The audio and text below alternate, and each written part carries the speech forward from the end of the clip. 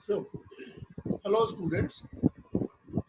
Uh, I hope I am audible to all of you because I have muted you all people क्योंकि ये बार बार disturbance होता है फिर जब हम डिस्कशन करेंगे तो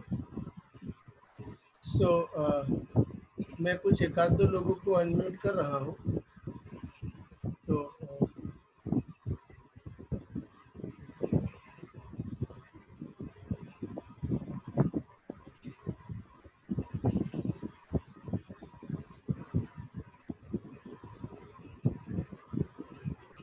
मैंने आपको पावर दे दिया है कि आप अपने आप को अनम्यूट कर सकते हैं। If you have any doubt तो आप अनम्यूट करके मेरे से पूछ सकते हैं। एक बात अब ध्यान रखिएगा, आज क्योंकि पहला ही लेक्चर है हम लोग बहुत ही बेसिक चीज़ें डिस्कस करेंगे। देन उसके बाद कल शायद आपका छुट्टी है, उसके बाद नेक्स्ट लेक्चर से हम लोग ये तय करेंगे कि हमारा जो टाइम है उसके 5 मिनट के बाद हम किसी को अलाउ नहीं करेंगे क्लास। ठीक है, स्टार्ट करते हैं। हमारा जो सब्जेक्ट है हम लोग स्ट्रैटेजिक मैनेजमेंट पढ़ने वाले हैं और स्ट्रैटेजिक मैनेजमेंट को हम लोग समझेंगे हमारे तरीके से। आप लोगों को साथ में ये नोट्स शेयर कर लूँगा। अभी फॉर द टाइम बीइंग मैं आपके साथ ये शेयर नहीं कर पा रहा हूँ, फिर मैं आपके साथ शेयर कर लूँगा। अभी आप इसको मेरी स्क्रीन से ही देखिए, ठीक है ना।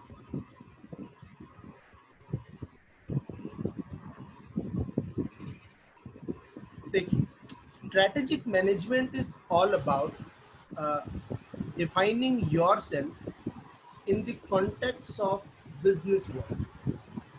हम मेरा रिक्वेस्ट है आप सब लोग अपने आप को म्यूट कर लीजिए प्लीज। कुछ लोगों ने अपने आप को अनम्यूट किया हुआ है।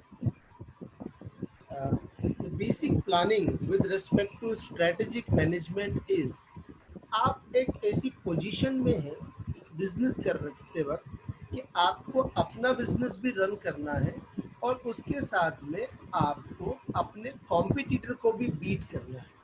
So while you are doing your work in the best capacity and then उसी वक्त आप अपने कॉम्पिटिटर को बीट करने के लिए जो प्लानिंग्स कर रहे होते हैं उसको हम लोग स्ट्रैटेजिक मैनेजमेंट या स्ट्रैटेजिक प्लानिंग की कैटेगरी में डालते हैं ना। मैं पहले थोड़ा सा एजेंडा आप लोगों के साथ डिस्कस कर लेता हूँ। हम पढ़ेंगे what does it mean by strategy, हम features of the strategy discuss करेंगे आज। फिर स्ट्रैटेजी के अलग अलग लेवल हो सकते हैं, corporate level, business level and functional level, उनको हम डिस्कस करेंगे। देन स्ट्रैटेजिक मैनेजमेंट की डेफिनेशन में हम एंट्री करेंगे एंड उसके बाद हम स्ट्रैटेजिक मैनेजमेंट की प्रोसेस के बारे में बात करने वाले हैं। तो जो सबसे पहली बात हमको डिस्कस करनी है, व्हाट इज स्ट्रैटेजी। आप समझिए, स्ट्रैटेजी आप सब लोगों ने बनाई है। जब आप अपने दोस्तों के साथ कहीं होते हो, जब आप अपने दोस्तों के साथ घूमने जाते हो, या आपको कभी कभी जब कॉलेज बंक करना होता है, या जब आपको कभी घर वालों को बेवकूफ़ बना के मूवी देखने जाना होता था। कोरोना ने मूवी सब बंद करवा दी आपके सिनेमा हॉल में, लेकिन जब आप पुराना अपना दौर, एक इतिहास आप याद कीजिए, तो आप लोग जब अपना कोई काम करने के लिए अपने अवेलेबल रिसोर्सेस को यूज करके मैक्सिमम आउटपुट निकालने की कोशिश करते थे। जैसे मैं आपको एक छोटा सा एग्जांपल देता हूँ कि जब आप स्कूल के लिए जाते थे, 12th आपका जब था, आप स्कूल से निकलने के बाद में कोचिंग जाने के बीच में आपके पास 2 से 3 घंटे का गैप होता था। इसमें आप किस तरीके से घर पे जाना है, लंच करना है और वापस आके दोस्तों के साथ थोड़ी सी गपशप मारनी है, इसका प्लानिंग, इसका टाइम टेबल आप ऑलरेडी बना के रखते थे। आप अपने दोस्त को बोल के रखते थे कि भाई एक काम करना, इतने बजे मुझे घर से उठा लो। म्यूट योर सेल्फ, अदरवाइज मुझे म्यूट करना पड़ेगा।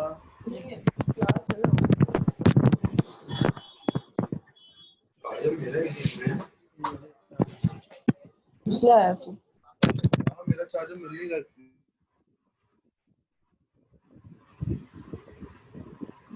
अब आप सभी लोगों को मैंने म्यूट पे डाल दिया है। लेक्चर के बाद अगर कोई डाउट होगा तो अपन डिस्कस करेंगे, क्योंकि बीच बीच में डिस्टर्बेंस आता है।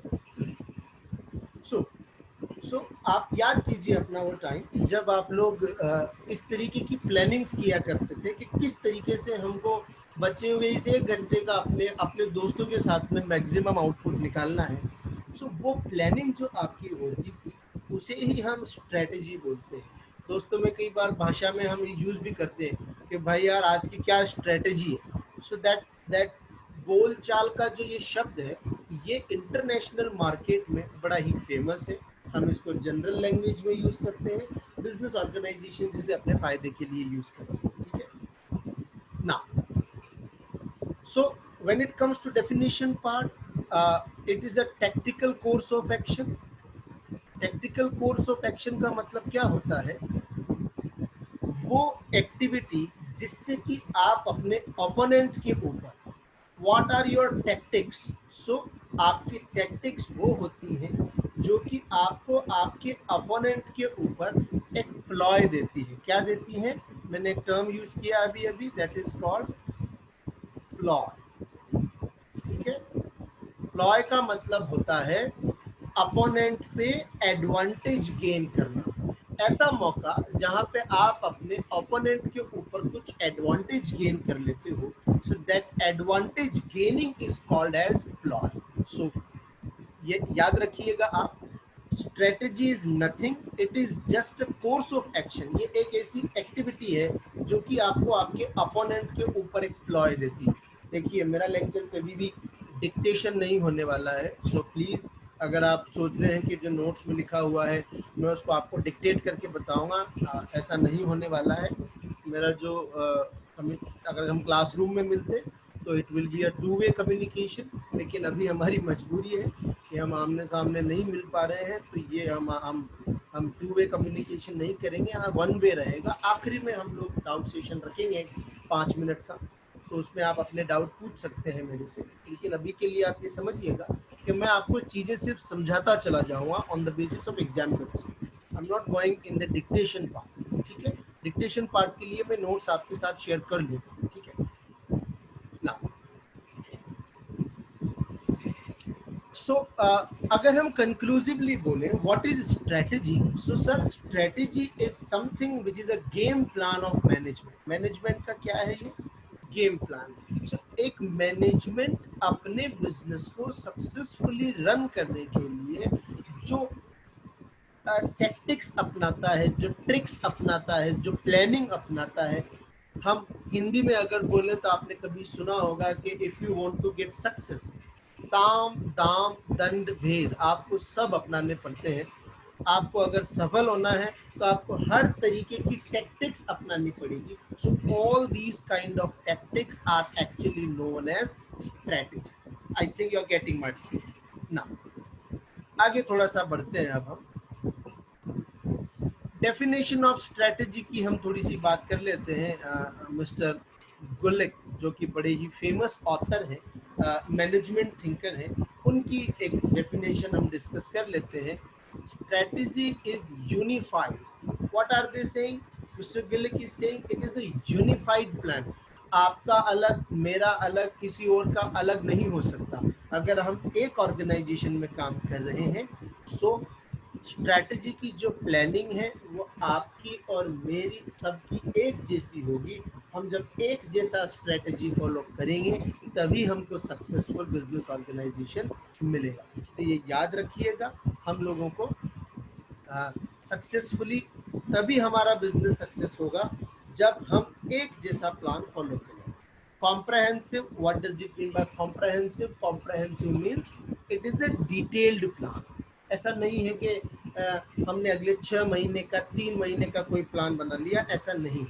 हम प्लान जो बनाते हैं वो पूरा 1 साल का, या हम 5 साल के लिए स्ट्रेटेजी बनाते हैं, या हम 10 साल के लिए बनाते हैं, या हम 20 साल के लिए बनाते हैं। Depends on our business format. हमारा जैसा बिजनेस का फॉर्मेट होगा वैसी हमारी स्ट्रेटेजी होगी।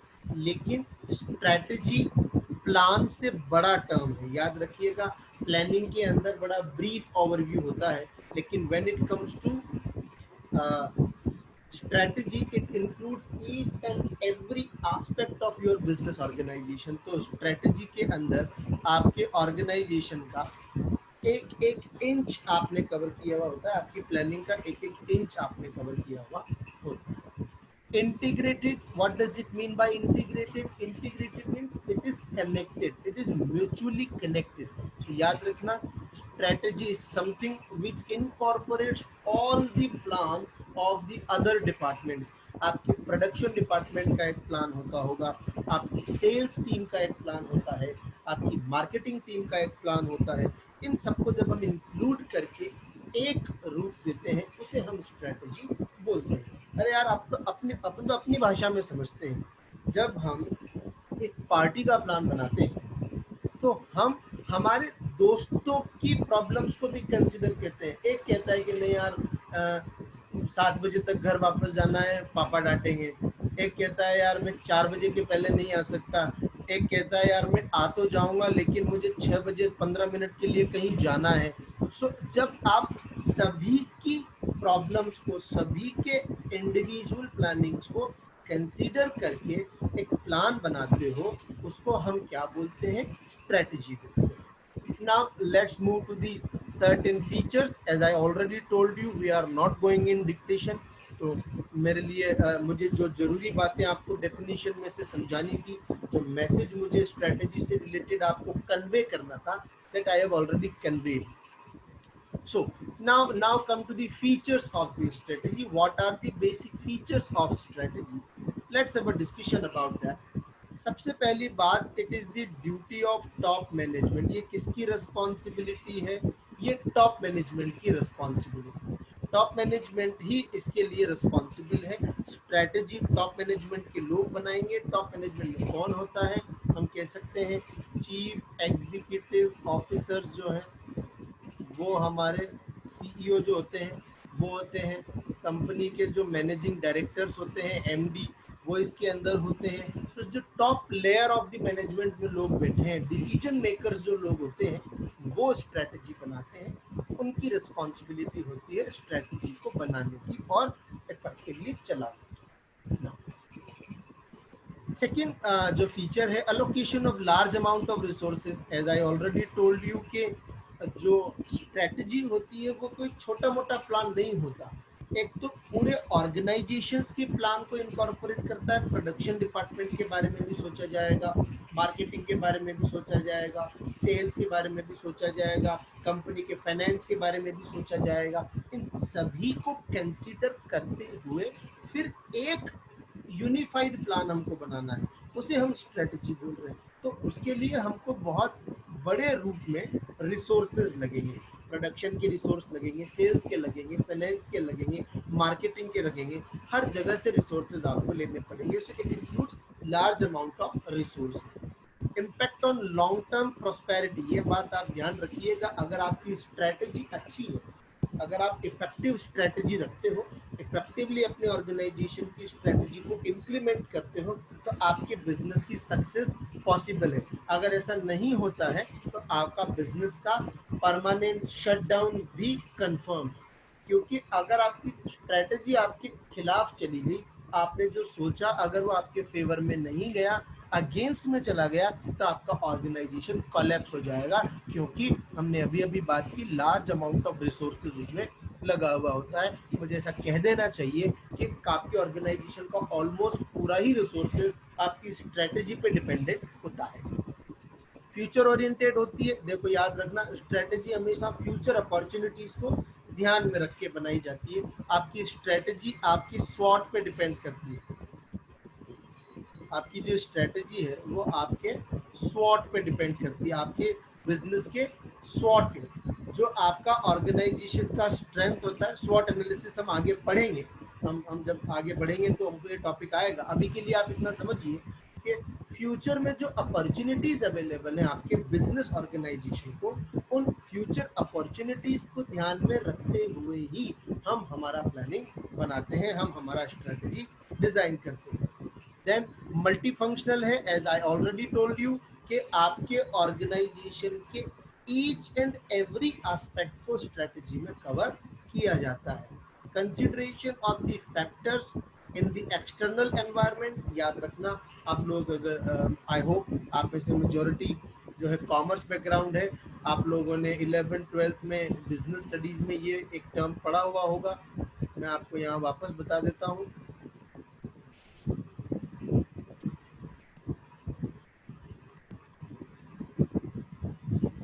आपने एक टर्म पढ़ी भी होगी, इसको हम पेस्टल बोलते हैं।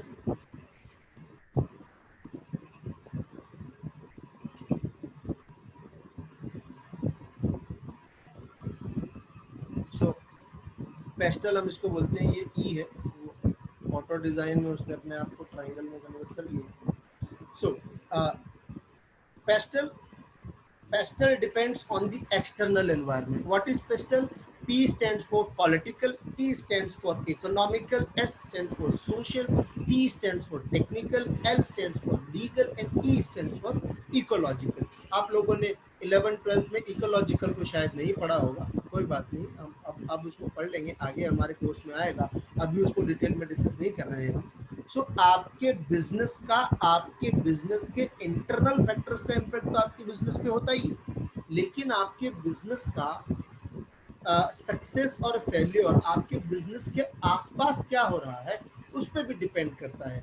पॉलिटिकल एनवायरनमेंट स्टेबल है कि नहीं है, इकोनॉमी स्टेबल है या नहीं है, सोसाइटी की डिमांड क्या है, टेक्नोलॉजी कहीं चेंज तो नहीं हो रही, लीगलिटीज में तो कोई प्रॉब्लम नहीं है, इकोलॉजी एनवायरनमेंट जो आपके आसपास पोल्यूशन का लेवल है उस पर भी आपके बिजनेस का सक्सेस और फेल्योर डिपेंड करता है। ठीक है, डिटेल में इन पेस्टल स्वॉट को हम आगे डिस्कस करेंगे। अभी के लिए हम आगे बढ़ जाते हैं। So now come to the level of the strategy. Strategy आप कितने लेवल पे बना सकते हैं? स्ट्रेटजी हम अब समझ चुके हैं, ये वो प्लान है जो हर एक एस्पेक्ट को कवर करता है आपके बिजनेस के। सो अब इसको हम किन किन लेवल्स पे बना सकते हैं ऑर्गेनाइजेशन में? बिजनेस ऑर्गेनाइजेशन में 3 लेवल होते हैं। Level number 1 corporate strategy, level number 2 business strategy and level number 3 functional strategy. आपके समझने के हिसाब से अगर मैं बताऊं, अगर टॉप लेवल पे बनाया जाता है, अगर हम टॉप लेवल पे इसको बनाते हैं तो ये क्या बन जाता है, ये कॉर्पोरेट लेवल बन जाता है। और अगर ये मिडिल लेवल पे या बिजनेस लेवल पे बनाया जाता है तो ये टैक्टिक या बिजनेस स्ट्रेटेजी बन जाती है। मिडिल लेवल ऑफ मैनेजमेंट जिनको हम सुपरवाइजर्स भी बोल सकते हैं, तो जो मैनेजेरियल कैडर है आपके ऑर्गेनाइजेशन का, उस लेवल पे अगर आप कोई स्ट्रेटेजी बना रहे हो तो वो बिजनेस स्ट्रेटेजी बन जाती है। और अगर आप बिल्कुल ग्राउंड लेवल पे जहाँ पे लोग काम कर रहे हैं, वर्कर से किस तरीके से मैक्सिमम आउटपुट लेना है, वहाँ अगर आप अपना कोई प्लान बना रहे हो तो उसे हम फंक्शनल स्ट्रेटेजी बोलते हैं। अब मैं आपको इसको जनरलाइजेशन में जो है बता देता हूँ। देखिए, जनरलाइजेशन में समझने के लिए हमको कुछ ऐसे एग्जांपल्स लेने पड़ेंगे जो कि बड़े ही हिलेरियस होते हैं, लेकिन मेरा ऐसा ही तरीका है, तो आप थोड़ा सा मेरे साथ कोऑपरेट कीजिएगा, मजे लीजिएगा। देखिए, शादी आप लोगों ने सबने होते हुए देखी है घर में, है ना? तो एक टॉप लेवल होता है, मम्मी पापा दादा दादी, उस लेवल पे लोग अपनी प्लानिंग कर लेते हैं कि हाँ वो गुप्ता जी के बेटे से शादी कर देते हैं, या गुप्ता जी की बेटी बहुत अच्छी पढ़ी लिखी है, चार्टर्ड अकाउंटेंट है साहब, उससे शादी कर देते हैं इसकी। तो ये प्लानिंग किस लेवल पे हो गई? ये हो गई टॉप लेवल पे। Businesses you should be in, आपका बिजनेस टारगेट एग्जैक्टली क्या है, what you want to achieve as a businessman, ये आपने तय कर लिया। What you want to achieve as a family member, आपने गुप्ता जी की बेटी को तय कर लिया क्योंकि वो बहुत पढ़ी हुई है। लेकिन टेक्निकल लेवल के अंदर आते हैं आपके भाई बहन, आप खुद, और आपके दोस्त यार जो लोग होते हैं, ये आते हैं आपके टेक्निकल लेवल पे। आपने अपने दोस्तों यारों, अपने फैमिली मेंबर्स, आपकी बड़ी सिस्टर है, आपका कोई चचेरा भाई है, आपकी बराबरी की उम्र के जो लोग हैं, उन लोगों ने आपस में मिलके तय कर लिया कि नहीं यार, ज़्यादा पढ़ी लिखी है लेकिन खड़ूस है, अपना बैठेगा नहीं। ठीक है, देखिए बुरा मत मानिएगा, बीइंग अ बॉय, मैं गर्ल को सामने एग्जाम्पल में रख रहा हूँ, बीइंग अ गर्ल आप बॉय को सामने एग्जाम्पल में रख सकते हैं। आप कह सकते हैं कि लड़का खड़ूस है, कोई प्रॉब्लम नहीं है उसके ऊपर, दोनों ही खड़ूस होते हैं। So when it comes to that that tactical level, जो आपके डिपार्टमेंटल मैनेजर्स हैं, टॉप लेवल ने तो तय कर दिया कि हमको से 50 करोड़ का प्रॉफिट कमाना है, लेकिन आपका जो मार्केटिंग, सेल्स, प्रोडक्शन, फाइनेंस है, वो अपने अपने टारगेट तय कर रहे हैं। अब आपसे आपकी सिस्टर मतलब आपकी मार्केटिंग मैनेजर है। भाई भाई के लिए बहन से बड़ा मार्केटिंग मैनेजर और कोई नहीं होता। वो ये तय कर रही है कि हाँ यार ये दोनों साथ में कैसे लगेंगे। वो कह रहा है यार नहीं यार उसकी हाइट थोड़ी कम है, बैठेगा नहीं, वो थोड़ी खड़ूस है, मेरे से झगड़ा करेगी। सो मार्केटिंग मैनेजर अपने लेवल पे अपने एडवांटेज के हिसाब से अपने प्लान तय कर रहा है, ठीक है, और आपको रिकमेंड कर रहा है। I think you are actually getting my point. Top level ने अपना टारगेट तय कर दिया। अब उस टॉप लेवल के टारगेट को ध्यान में रखते हुए जो मिडिल लेवल के लोग हैं वो अपना अपना ऑब्जेक्टिव फाइनल कर रहे हैं ना। फंक्शनल स्ट्रेटजी के अंदर आते हैं। एक्चुअली में आप खुद या आपसे आपके घर में जो छोटे हैं वो लोग फंक्शनल स्ट्रेटजी लेवल पे आप ये सोच रहे हैं कि टॉप लेवल ने तो सोच लिया कि गुप्ता जी की बेटी से शादी करनी है। मिडिल लेवल ने अपने अपने रिकमेंडेशन दे दिए कि हाइट कम है, थोड़ी खड़ूस है, नहीं यार बहुत अच्छा बात करती है, नहीं सब कुछ मैनेज करके चलेगी। बहुत सारी बातें आपने टेक्निकल लेवल पर रिकमेंडेशन में सुन ली, लेकिन एक्चुअली में इम्प्लीमेंटेशन तो आपको करना है। लाइफ तो उसके साथ आपको बितानी है। तो आपकी अपनी एक प्लानिंग है जिससे कि आप ये तय कर रहे हो कि किस तरीके से मुझे अपना लाइफ मॉडिफाई करना पड़ेगा if I want to spend my whole life with the Gupta ji बेटी। अगर मुझे उनके साथ पूरी लाइफ गुजारनी है तो मुझे क्या क्या एडजस्टमेंट करने पड़ेंगे, उसके लिए आप अपनी एक प्लानिंग कर रहे हो। और हो सकता है उस प्लानिंग में आपने गुप्ता जी की बेटी को भी शामिल किया, ठीक है। ये भी हो सकता है आपकी अपनी खुद की एक प्लानिंग हो, आपको गुप्ता जी की बेटी नहीं, आपको तो जैन साहब की बेटी से प्यार है, तो आपका तो अपना अपना एक अलग अरेंजमेंट है। सो आप समझिए इम्प्लीमेंटेशन तो फंक्शनल लेवल पे किया जाएगा। टॉप लेवल ने तय कर दिया कि 50 करोड़ का प्रॉफिट लाना है। मिडिल लेवल ने भी ये फाइनल कर दिया कि अपने अपने प्लान उन्होंने आपको बता दिए। नाउ इम्प्लीमेंटेशन लेवल पे जो सुपरवाइजर है उसे ये तय करना है कि आपने जो सोचा है टॉप लेवल वालों ने और जो मिडिल लेवल वालों ने रिकमेंडेशन दिया है ये इम्प्लीमेंटेबल भी है या नहीं है। इम्प्लीमेंटेबल है तो बहुत अच्छी बात है, और अगर इम्प्लीमेंटेबल नहीं है तो फिर ये कॉलेप्स हो जाएगा, आपका प्लानिंग कैंसिल हो जाएगा। क्लियर है? तो these are the level of strategy. जो मैंने आपको एग्जाम्पल से समझाया वही यहाँ पे जो है डिटेलिंग में दिया हुआ है। That is top level of management दिया हुआ है। Then top level of management की दो जिम्मेदारियां हैं, formulation of the strategy and strategy का इम्प्लीमेंटेशन करवाना। देखिए इम्प्लीमेंटेशन करवाना टॉप लेवल की जिम्मेदारी है, लेकिन करना फंक्शनल लेवल की रिस्पॉन्सिबिलिटी होती है, ठीक है। नाउ रिस्क एंड रिटर्न्स को मैच करना। जो भी स्ट्रेटजी आपने अपने ऑर्गेनाइजेशन के लिए बनाई है, जो हम अभी शादी वाली बात कर रहे थे, अगर आप गुप्ता जी वाला मामला कैंसिल करके जैन साहब वाले मामले पे शिफ्ट होते हो तो हो सकता है आपको जो बहुत अच्छा खासा गुप्ता जी के यहाँ से पैसा मिल रहा था, जो भी I am not supporting dowry in any manner, ये सिर्फ एक मजाक है बातों को समझने के लिए, please don't take it otherwise. So आप समझिएगा कि हो सकता है एक चार्टेड अकाउंटेंट है और जो जैन साहब है वो एक नॉर्मल है, उन्होंने सिर्फ ग्रेजुएशन किया हुआ है। चार्टेड अकाउंटेंट से if you get married to a chartered accountant आपको अच्छा रेवेन्यू आएगा, अच्छा कार आपको मिल रही थी, एक बंगलो आपको मिल रहा था। आपका ये रिस्क है अगर आप गुप्ता जी से जैन साहब पे शिफ्ट होते। अगर आप अपना 50 करोड़ के प्रॉफिट की प्लानिंग को कैंसिल करते हो, रिड्यूस करते हो या इसको और पुश करते हो सकता है आपको मशीनरी का लॉस हो सकता है, आपको प्रॉफिट का लॉस हो सकता है, आपको ह्यूमन रिसोर्स का लॉस हो सकता है। So you need to consider each and every aspect, and हम उसे ही स्ट्रेटजी बोलते हैं जिसमें हम बाकी सब चीज़ों को कंसीडर करते हुए एक परफेक्ट प्लान हम बनाएं। इसीलिए मिस्टर लूथर गुलिक जो हमने ऊपर बात की थी, उन्होंने क्या कहा था हमसे कि it is a unified and comprehensive plan which integrates every aspect. ये हर चीज को कवर करने वाला प्लान। क्लियर है ना? बिजनेस एंड फंक्शनल लेवल भी हम लोग डिस्कस कर चुके हैं, आप इसको पढ़िएगा, मैं आपको थोड़ा थोड़ा इसमें से कुछ बता देता हूँ। ये बिजनेस लेवल के बारे में हमने बता ही दिया। ये एक टोटल प्लानिंग में एक खुद की एक यूनिट है। जैसे हमने बोला था कि आपकी शादी में आपकी सिस्टर की अपनी एक प्लानिंग है, आपके छोटे भाई की अपनी एक प्लानिंग है।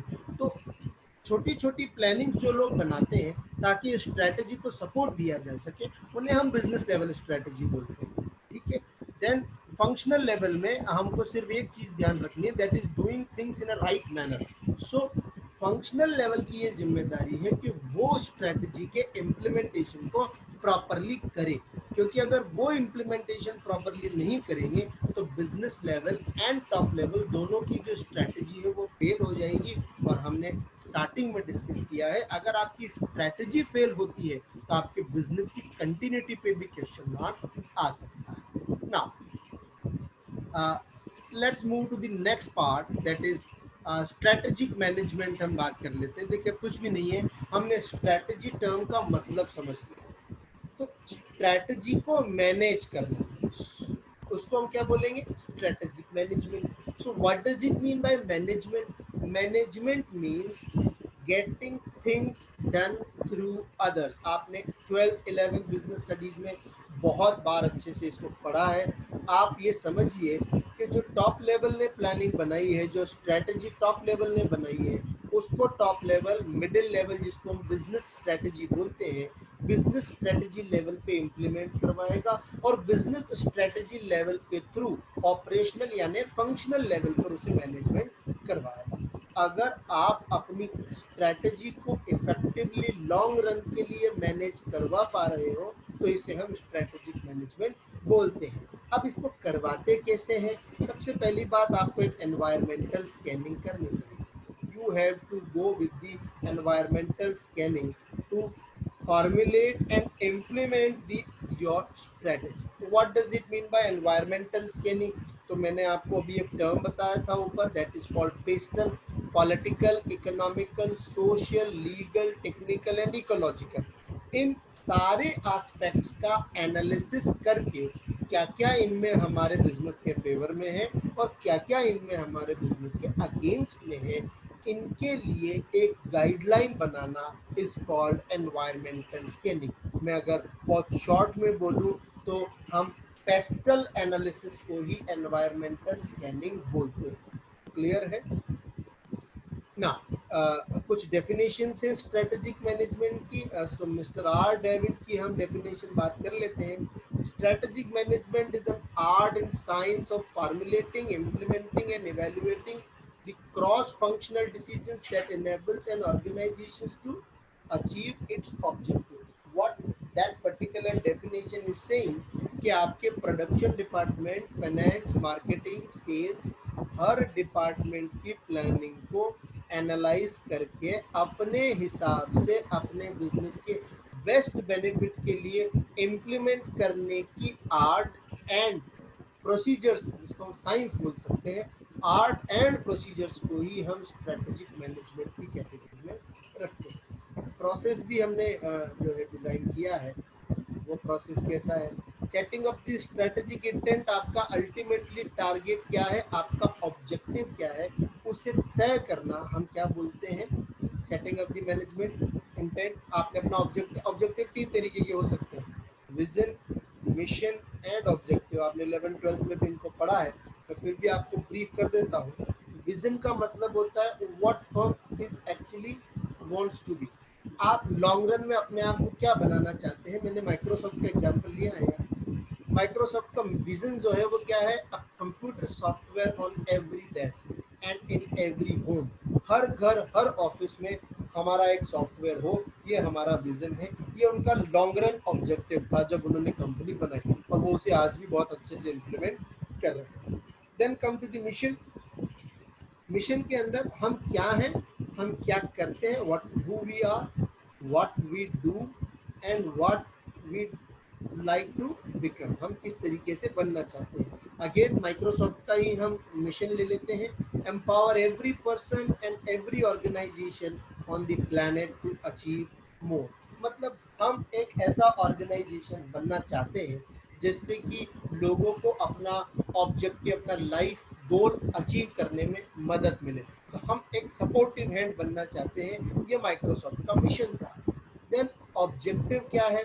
ऑब्जेक्टिव आप शॉर्ट टर्म के लिए बनाते हैं, जैसे आपकी प्रोडक्शन कैपेसिटी। फॉर एग्जांपल अगर माइक्रोसॉफ्ट कहता है कि इस साल हमको से 50,000 जो है लैपटॉप बेचने हैं जिनके अंदर हमारा विंडोज 10 होना चाहिए, तो ये उनका ऑब्जेक्टिव है। तो objectives are the integral part of vision and mission. Vision and mission को अचीव करने के लिए आपको रेगुलर ऑब्जेक्टिव्स बनाने पड़ते हैं जो आपके मिशन और विजन को पूरा करने में हेल्प करें। Then second step is strategy formulation. तो स्ट्रेटजी फॉर्मुलेशन में environmental appraisal and organisational appraisal, जब हम डिटेल में डिस्कशन करेंगे तो बात करेंगे इसकी। सो एनवायरमेंटल अप्रेजल की बात हमने करी ली, ये पेस्टल एनालिसिस की बात कर रहा है, this is called PESTEL. And organisational मतलब इंटरनल, आपके ऑर्गेनाइजेशन की इंटरनल प्रॉब्लम्स भी हो सकती हैं। उन इंटरनल प्रॉब्लम्स के सॉल्यूशन के लिए हमको पहले जाना पड़ेगा, उसके बाद ही हम अपनी स्ट्रैटेजी बना सकते हैं। मतलब प्रोडक्शन डिपार्टमेंट के अपने इश्यूज हो सकते हैं, मार्केटिंग, सेल्स, फाइनेंस, इनके अपने पर्सनल इश्यूज हो सकते हैं। इनके अपने पर्सनल इश्यूज को पहले आप सेटल कीजिए, देन उसके बाद हम जो है इसको इम्प्लीमेंट कर पाएंगे। Then strategy implementation. इम्प्लीमेंटेशन के लिए पहले स्ट्रेटजी बनानी पड़ेगी, उसका स्ट्रक्चर तय होगा, प्रोसेस तय होगा, ये हम डिटेल में पढ़ेंगे। हमको पूरा टॉपिक है आगे, तो हम इसको डिटेल में डिस्कस करेंगे। उसका बिहेवियरल इम्प्लीमेंटेशन देखेंगे, ये पॉसिबल भी है कि नहीं। ये जो प्लान आपने बनाया है, आपने तो टॉप लेवल पे बैठ के प्लान बना दिया कि आज इस साल हमको 10 लाख यूनिट का प्रोडक्शन करना है। आपके प्लांट की कैपेसिटी, आपकी फैक्ट्री की जो कैपेसिटी है वही 2 लाख की, आप 10 लाख कैसे बना सकते हो? इम्पॉसिबल है। तो हम देखेंगे कि जो आपने टारगेट बनाया है वो बिहेवियरली इम्प्लीमेंटेबल है या नहीं है। देन फंक्शनल इम्प्लीमेंटेशन हम देखेंगे। Then operationalisation of the strategy को हम देखेंगे। ऑपरेशनलाइजेशन ऑफ स्ट्रेटजी का मतलब प्रॉपरली इम्प्लीमेंटेड हो रही है या नहीं हो रही। इन सारे पॉइंट्स को हम डिटेल में बाद में डिस्कस करेंगे, इसीलिए मैं ज़्यादा यहाँ इन पर फोकस नहीं कर रहा। और लास्ट स्टेप है हमारा स्ट्रेटजी इवेल्युएशन। याद रखिएगा, कोई भी स्ट्रेटजी तभी प्रॉपरली इम्प्लीमेंट हो सकती है जब आप उसको रेगुलरली इवेल्युएट कर रहे हैं कि कोई कमी तो नहीं है। आप उसे मॉनिटर कीजिए कि जो फंक्शनल लेवल पर काम लोग कर रहे हैं वो प्रॉपरली कमिटमेंट दे रहे हैं, और रेगुलर उसको चेंजिंग सिनेरियो के हिसाब से रिव्यू करते रहिए। जैसे अचानक से मार्केट चेंज हो गया, सब लोग वर्क फ्रॉम होम कर रहे हैं, अगर आप अपनी स्ट्रेटजी को रिव्यू नहीं करेंगे तो आपका बिजनेस में सक्सेस पॉसिबल नहीं। ठीक है। सो आज के लिए हम इतना ही करते हैं। और अब आप लोग में से कोई भी अगर चाहे तो डाउट पूछ सकता है। Just a second.